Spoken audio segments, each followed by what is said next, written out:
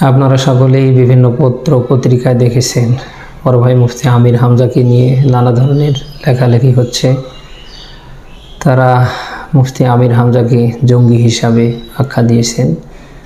আমি আপনাদেরকে তার নিজের মুখেই কথাগুলি শোনানোর চেষ্টা করছি। আপনাদেরকে আমি ভিডিও ফুটেজটা দেখানোর চেষ্টা করছি। ষড়যন্ত্র নিয়ে আমার পেছনে লেগেছে। এরা আজকে দিয়েছে আমি নাকি জঙ্গি সংগঠনের পক্ষে কাজ করি। নাউজুবিল্লাহি মিন যালিক। জঙ্গি কি এটা আমি জানি না। তাদের পক্ষে কাজ করব, বিপক্ষে কাজ করব কি করে? যে মানুষ যে অপরাধ করে না, ওই দোষ যদি তার উপরে কেউ চালিয়ে দেয়, ওর সাথে যত রকম মানুষের সম্পর্ক থাকবে কিয়ামতে সবাই জাহান্নামে যাবে।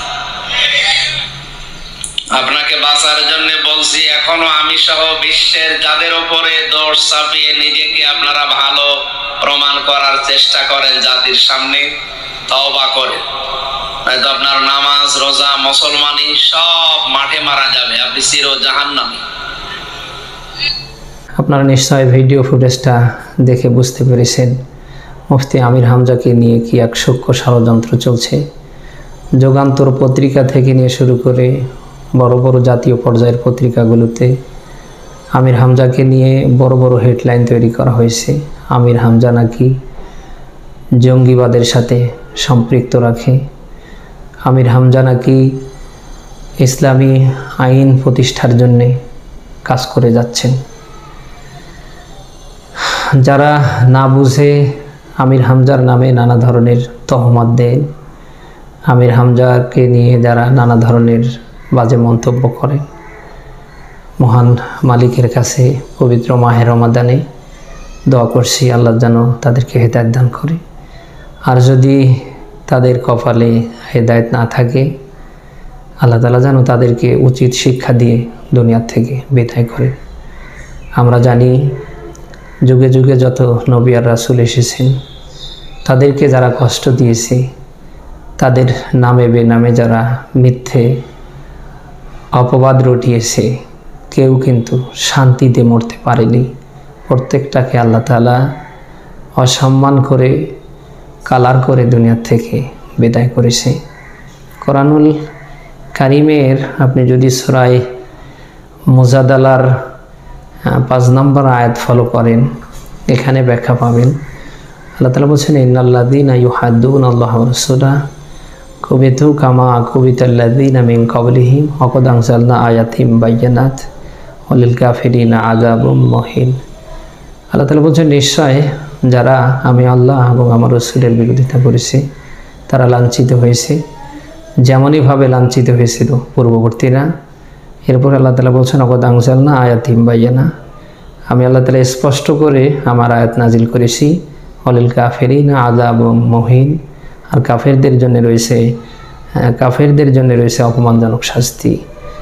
এরপরে আপনি যদি সূরা মুজাদালার 20 নম্বর 21 নম্বর আয়াত ফলো করেন, এখানে আপনি দেখতে পাবেন আল্লাহ তাআলা বলছেন, ইন্নাল্লাযীনা ইউহাদ্দুনাল্লাহা ওয়া রাসূলাহু উলাইকা ফিল আযাল্লিন, নিশ্চয় যারা আমি আল্লাহ এবং আমার রাসূলের বিরুদ্ধাচরণ করেছে, তাদের বিরুদ্ধে যারা লেগেছে, উলাইকা ফিল আযাল্লিন, আল্লাহ উলাইকা শব্দ লাগিয়ে ব্যবহার করে আল্লাহ দেখিয়ে দিলেন তারা লাঞ্ছিত অপমানিত হবে।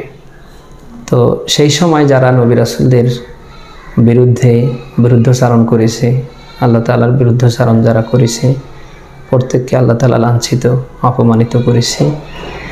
এরপরে সূরা মুজাদালার 21 নম্বর আয়াতে আপনি দেখবেন, কাতাবাল্লাহু লা আগলিবান্না আনা ওয়া রাসূলি ইন্নাল্লাহা কাবিয়্যুন আজিজ। আল্লাহ তাআলা বলেন, আমি এটা লিখে রেখেছি, অবশ্যই আমার রাসূলরা বিজয় লাভ করবে। ইন্নাল্লাহা কাবিয়্যুন আজিজ, নিশ্চয় আল্লাহ তাআলা শক্তিধর পরাক্রমশালী।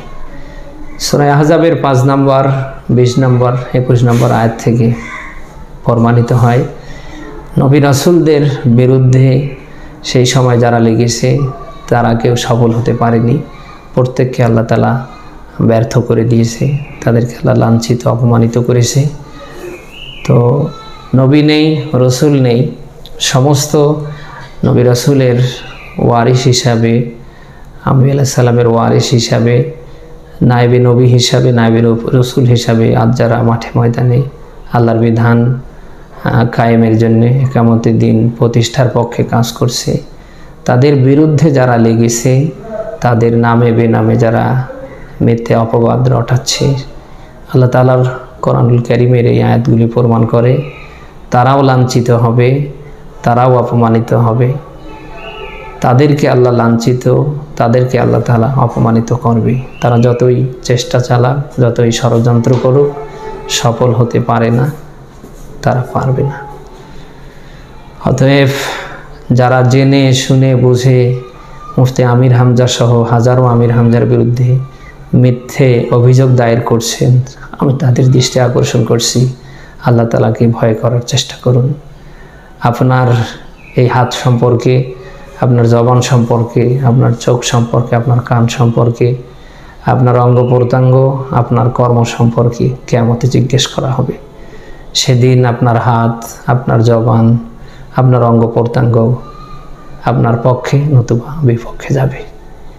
সূরা মুদ্দাসসিরের 38 নম্বর আয়াত আমরা যদি দেখতে পাই, সেখানে আল্লাহ চমৎকার তথ্য দিয়েছেন, কুল্লু নাফসিন বিমা কাসাবাত রহিনা, প্রত্যেক মানুষ কিয়ামতে ধরা খাবে তার কর্মের কারণে।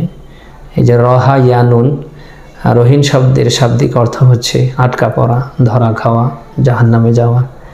অধিকাংশ মানুষ কিয়ামতের ময়দানে ধরা খাবে তার কর্মের কারণে। কারণ পৃথিবীতে একটা মাত্র সৃষ্টিকে আল্লাহ তাআলা ভালো মন্দের জ্ঞান দিয়েছেন, তাদের নাম হচ্ছে মানুষ। ফাআলহামাহা ফুজুরাহা ওয়া তাকওয়াহা, আল্লাহ বলেন আমি যাদেরকে ভালো মন্দের জ্ঞান দিয়েছি তারাই হচ্ছে মানুষ। আর এই ভালো মন্দের জ্ঞান পাবার পরে কোনো মানুষ যদি ভালোটা গ্রহণ করতে না পারে, ভালোটাকে ভালো বলতে না পারে, ভালোটার পক্ষে সাফাই গেতে না পারে, ওটাকে আর মানুষ বলা যায় না। সূরা আরাফের 179 নম্বর আয়াতের শেষ অংশে আল্লাহ ধিক্কার দিয়েছেন, ওটা আর মানুষ না, ওটা চার পাওয়ালা চতুষ্পদ জন্তু জানোয়ার, কুত্তার চেয়েও খারাপ। অতএব যারা মুফতি আমির হামজা সহকারে যুগশ্রেষ্ঠ আলেমদের পিছনে লেগেছেন, আমি তাদের দৃষ্টি আকর্ষণ করছি, এটা ছেড়ে দেন, এটা বন্ধ করেন। আপনি আলেমদের বিরুদ্ধচারণ করে সফল হতে পারেন না, পারবেন না।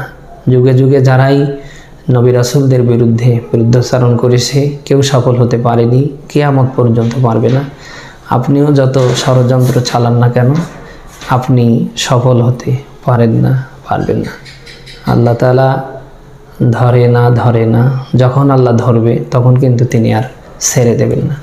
অতএব যেহেতু আপনাকে আমাকে সকলকে দুনিয়া ছাড়তেই হবে, আখেরাত বলতে পরকাল বলতে যেহেতু কিছু আছে, আল্লাহর সামনে যেহেতু আমাদের সকলকে দাঁড়াতেই হবে, এই জন্য সেই ভয় নিয়ে, ভীতি নিয়ে আমরা যা করছি একটু ঠান্ডা মাথায় চিন্তা ভাবনা করে করার চেষ্টা করি।